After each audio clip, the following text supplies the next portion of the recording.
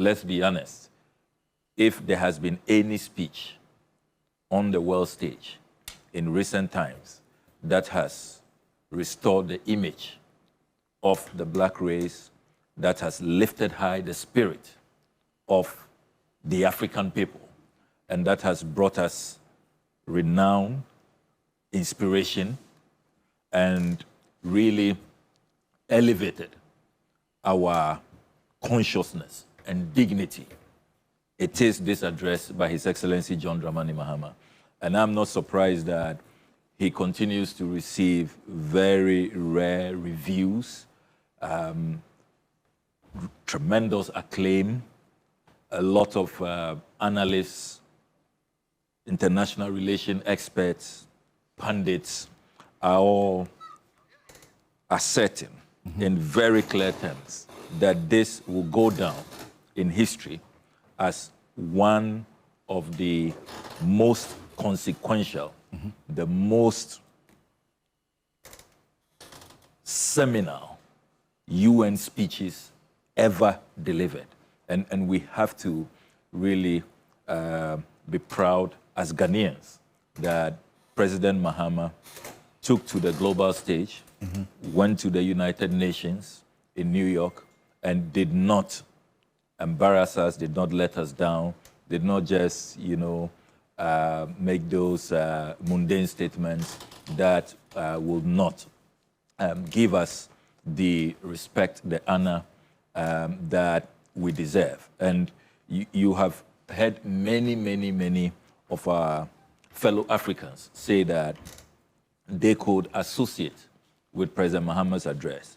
And all over, they are commending Ghana, that Ghana stood up for the African people, but also stood up for the cause of justice. Because if you look at all the global issues President Mahama raised, these are issues that many have been hesitant to talk about, have been scared to talk about because of the, if you like, consequences, the rise in, far-right politics. Absolutely. And how these nationalist leaders may take it out on you. But he was not afraid to say it as it is. And his famous expression that, look, if it walks like a duck, if it quacks like a duck, it looks like a duck, we all know what it is.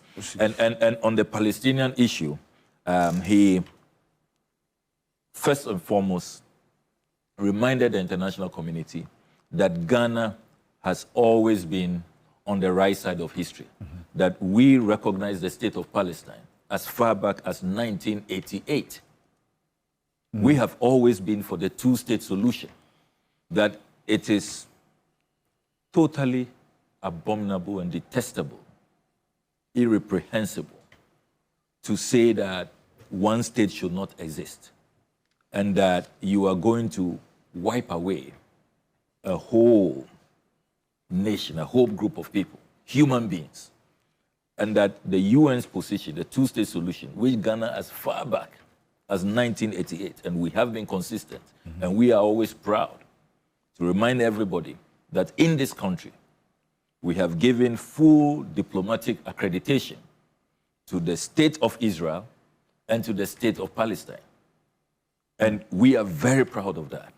And so to see that this year, countries like France, Canada, the UK, Australia, Belgium, Luxembourg, Malta, Monaco, Portugal, San Marino, and the others are all now recognizing Palestine and confirming, as President Macron did in that special session on Palestine, that they now fully associate with the two-state solution. We should feel very proud. And that is why ahead of the president's address, when some people were saying that he should stay away from the Palestinian situation and that it should not be our business, I was totally appalled, and I have to salute a considerable number of Ghanaians who said that, look, Ghana's position on this matter since 1988 is the right way. And other countries are now, seeing the light and commending us. Now, I'd also raised the issue that, look, this was a slippery path that, other world leaders, superpowers had stayed away from, and the president decided to go on this path. Wasn't he opening himself and the country to some risks? And I'm sure that you, the handlers, did you also assess the possible fallouts and the mitigation measures that could be put in place if there is any fallout? So certainly in coming to these decisions and these matters, you must look at the whole gamut of factors, and you must be well considered. You must be very analytical. But let us not forget that there are principles that we stand for. We stand for the rule-based order. We stand for freedom and justice, which is well ingrained in our coat of arms, in our DNA as a people. Because of our own history, we have gone through the transatlantic slave trade. We have gone through colonialism. So we are a people who hate oppression. And that is why even in our national anthem, in our national pledge, all of these principles are well established. We recite them always, that we will always stand and resist oppressors' rule. Now, if you look at Article 73 of our Constitution, which is clear, that at the end of the day, what should inform, what should undergird, what should really define our international relations, our foreign policy, should be our national interest. Our national interest cannot be delinked from our national history, from what we stand for, the principles that we have always espoused. And so when you look at it in that manner, in the full context, you will really stand up for the oppressed Palestinian people. Of course, we condemn what happened to the Israelis on October 7, and our government, the Ministry of Foreign Affairs, put out strongly worded condemnation. I mean, terrorism should have no place in our world. We should all commit to neutralizing terrorists and ending that scourge. But when there has been a terrorist attack, our position is that identify the perpetrators and bring them to justice. Don't take it out on innocent civilians, women and children. Over 60,000 lose their lives and millions are displaced, and you reduce people's settlements, people's livelihoods, what they have worked for all their lives, to rubble. I mean, and President Mahama was saying in another meeting, bilateral meeting after his address, that he wonders what, will happen to the state of Palestine, how all of that rubble will be cleared, where it will be cleared to, and how, Palestine, the Palestinian state will be rebuilt.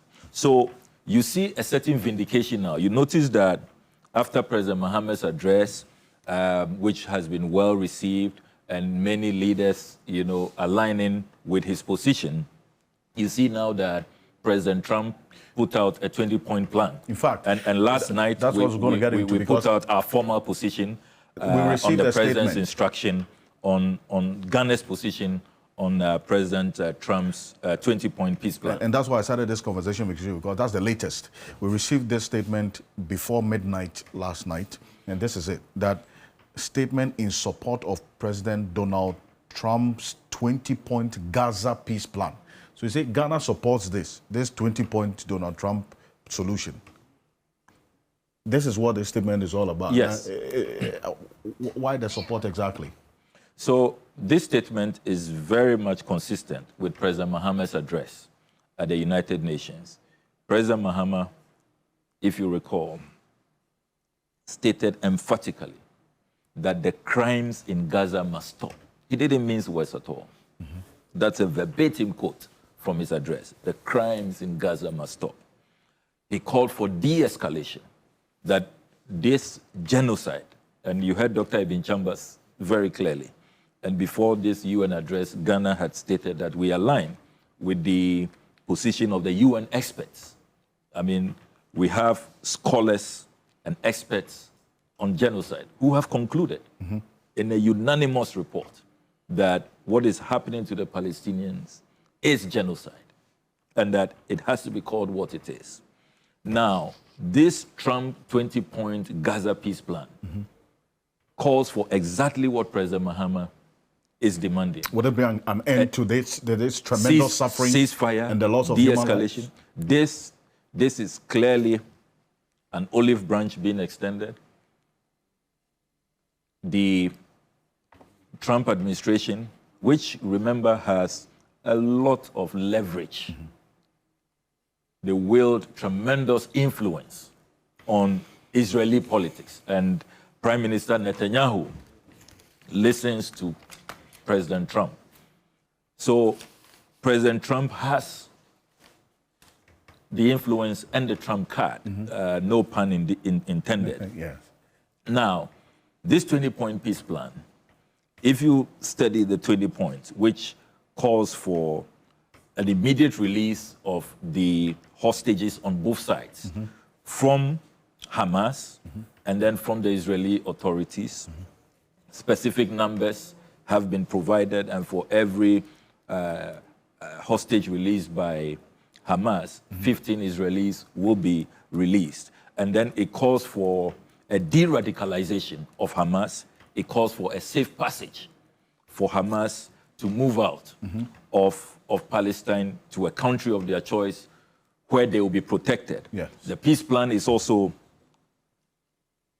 clearly stating that now the Palestinians and the Israelis can live side by side.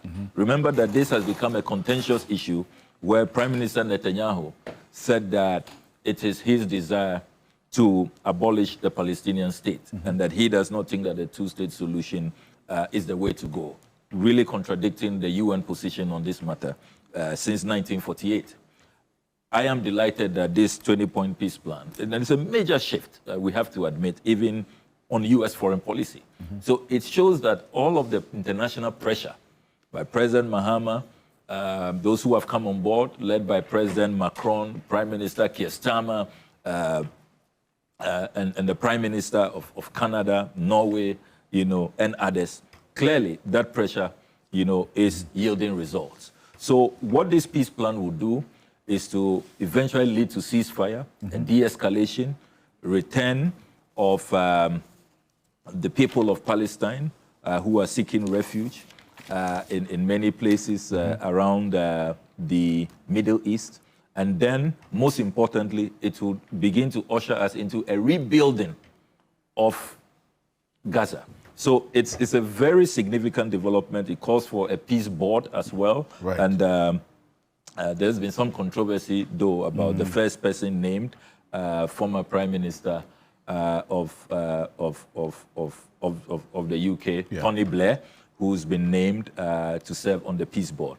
But clearly, when you look at our statement, you can see that Ghana is still conscious of our non-aligned role. Okay. So even though we are, and you see, your friends are those, and I've been telling my good friend, the Israeli ambassador, that the way we are brought up in this country, our culture, our way of life, and the principles we stand for, a good friend is the one who is able to tell you that, look, this time you got it wrong. Because I love you, I care about you, this path you are taking is not the right path. And so we are not going to, as it were, cut ties with the Israelis or, if you like, reduce our bilateral cooperation. Neither are we going to say that we will stay away from the Palestinians. We will maintain cordial bilateral relations with both sides. We will deepen those ties. Indeed, we are doing a lot in terms of education, agriculture, and we have a lot of new cooperation that we are exploring. And I like how President Mahama quoted President Nkrumah during his address, that we seek to be friends of all and enemies to none.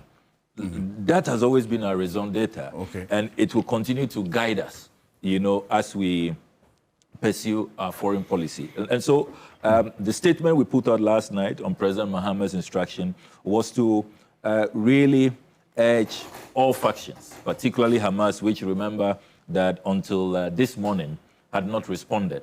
Now Hamas has responded, and they are calling for some amendments, but it's a good step. Okay. And I think that the pressure that countries like Ghana and others who have come on board, France, UK, Canada, are demonstrating is the way to go. Right. And let us remember that all of us, I mean, people may be asking, okay, so how does this affect the ordinary Ghanaian? First of all, we must know that injustice anywhere is a threat to justice everywhere. If we allow certain principles to be established in world affairs, where might is right, because you are powerful, you have nuclear weapons, you have a strong army, you can invade a country, you can decide that some nation should not exist, and you can just descend and bomb them and all of that. Mm-hmm. And another significant development over the past few days has been Prime Minister Netanyahu apologizing to Qatar, to the state of Qatar. And remember that Ghana condemned the attack on Qatar, that it was certainly an affront to their sovereignty, and that should not have been done. Those who may have been wondering why Ghana did that, now with the apology from Prime Minister Netanyahu, you see that Ghana's foreign policy is very much on track, and that we are sticking to principle. And you see, it is not difficult. When you stick to principle, the rule-based order, respect for sovereignty, respect for the UN Charter, respect for human rights, these principles, once you stick to it, you will always be on the right side of history, on the side of the oppressed, of the vulnerable, and the Almighty will be on your side, and God will continue to bless you. So these things eventually come to help us, particularly those of us who are relatively small countries, who don't have some of the weapons and ammunitions and artillery and bombardment power that these countries have. So these are very good principles that help our country moving forward.